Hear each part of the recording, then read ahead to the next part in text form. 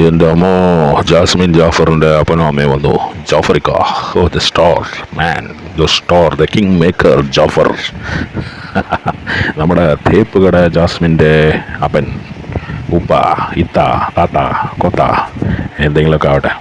പുള്ളി വന്നു, പുള്ളിയുടെ ഭാര്യയും വന്നു, അതായത് ജാസ്മിൻ്റെ ഉമ്മയും വന്നു, ഉപ്പയും വന്നു.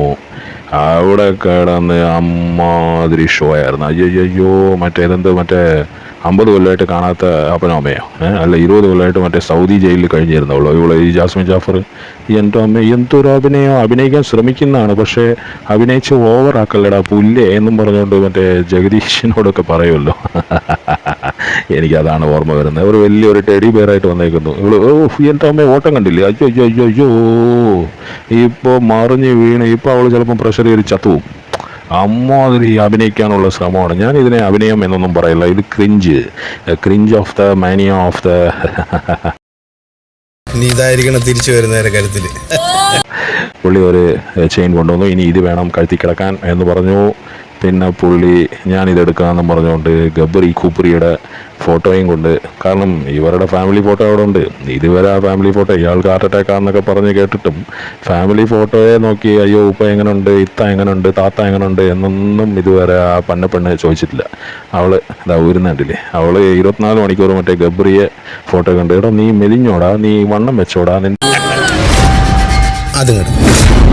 കവള് കുറച്ചുകൂടെ മെലിഞ്ഞു പോയോടാ, ഇവിടെ വന്നതിന് മുമ്പ് ഉള്ളതിനെക്കാട്ടിലും ഒളിപ്പിച്ച് പിടിച്ച് എന്റെ പൊന്നു മോളാണ് മറ്റേ ചെയിൻ ഊരി എടുത്തിട്ട്. അയ്യോ, എന്താണ് പോയി ഇത്? Cringeomania, cringeomania of Bigg Boss. അതാണ് എനിക്ക് പറയാൻ തോന്നുന്നത് ഇത് കണ്ടു കഴിഞ്ഞാൽ. പിന്നെ അവൻ്റെ ഫോട്ടോയും കൊണ്ട് പുള്ളി വലിയ ഷോയാ, പുള്ളി ഭയങ്കര ഷോയാണ്. പുള്ളി ആ ചെയിൻ ഊരുമ്പോൾ പുള്ളി ക്യാമറയിലോട്ട് നോക്കി. അത് കുറേ ആൾക്കാരൊക്കെ ശ്രദ്ധിച്ച് കാണും. അത് കഴിഞ്ഞ് ഇവളുടെ അഭിനയിക്കാനുള്ള ശ്രമം, ഇവളെ ഞാൻ ഒരു നടി എന്നൊന്നും വിളിക്കില്ല, കാരണം അമ്മാതിരി ക്രിഞ്ചാണ്, അമ്മാതിരി വളപ്പാണ്. 20 കൊല്ലം മുമ്പായിരുന്നെങ്കിൽ ആൾക്കാരൊക്കെ വിശ്വസിച്ചേനെ, ഓ എന്തൊരു പാവം പെണ്ണാ എന്നും പറഞ്ഞ് ചിലപ്പോൾ വോട്ട് ചെയ്തേനെ. പക്ഷേ ഇത് 2024 മോളെ, ഇവിടെ നിൻ്റെ പപ്പു ഒന്നും വേവില്ല. പിന്നെ പുള്ളിയെ പിടിച്ചിരുത്തി കൺഫെഷൻ റൂമിൽ ബിഗ് ബോസ് പറയുന്നുണ്ടായിരുന്നു, നിങ്ങൾ പുറത്തെ കാര്യങ്ങളൊന്നും പറയരുത്, നിങ്ങളത് ലംഘിച്ചു, ഹാ ഹൂ ഹി ഹൂ ഹാ എന്നൊക്കെ പറഞ്ഞു. ഇത് ഞാൻ എടുക്കും. അവൾ അത് കഴിഞ്ഞ് ഉമ്മയെ വെച്ച് പൊരിക്കുന്നുണ്ട്. എൻ്റെ കൂടെ നിന്നവനാണ്, എല്ലാവരും കൂടെ എന്നെ അറ്റാക്ക് ചെയ്തപ്പോൾ അവനാണ് എനിക്ക് ശക്തി തന്നത്, എനിക്ക് ബുദ്ധി തന്നത്, എനിക്ക് എൻ്റെ ഒരു അമ്മയായിരുന്നവൻ, എൻ്റെ ഒരു അച്ഛനായിരുന്നവൻ എന്നുള്ള ലൈനിൽ. എന്താണ് ഇത്?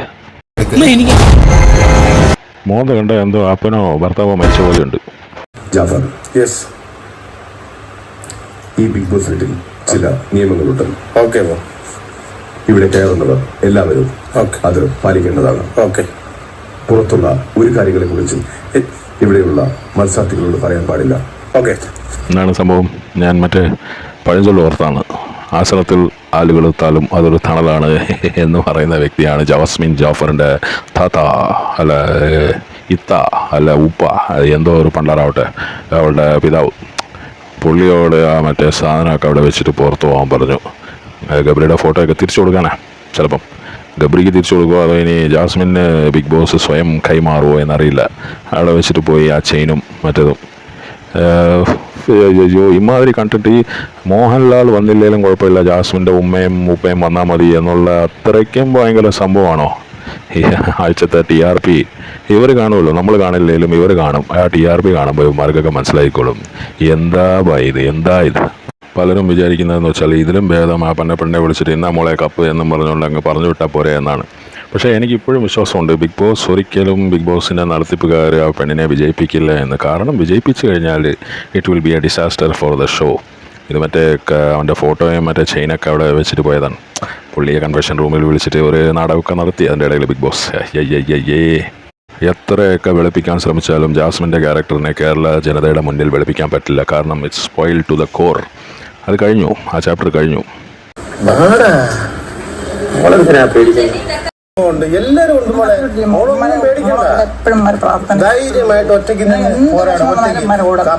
വീട്ടിൽ വരാവൂ.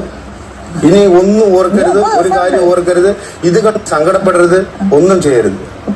മോള് ധൈര്യമായിട്ട് നിൽക്കി കേട്ടോ.